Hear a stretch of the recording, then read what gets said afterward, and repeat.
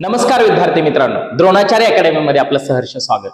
अभ्यास करताय ना, करायलाच पाहिजे. तर आता आपण नवीन एक ट्रिक्स आलेले आहे, क्यूब.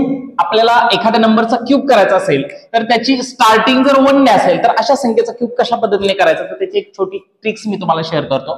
काय करायचं पहा, याच्यामध्ये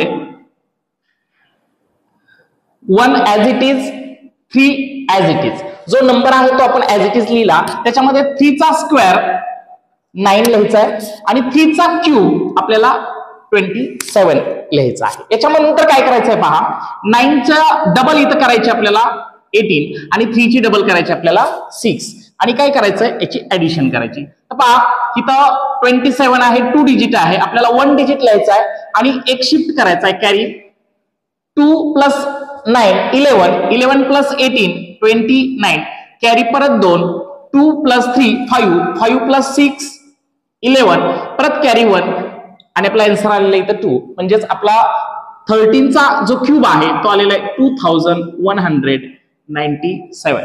याच पद्धतीने तुम्ही 15 चा देखील शोधू शकता.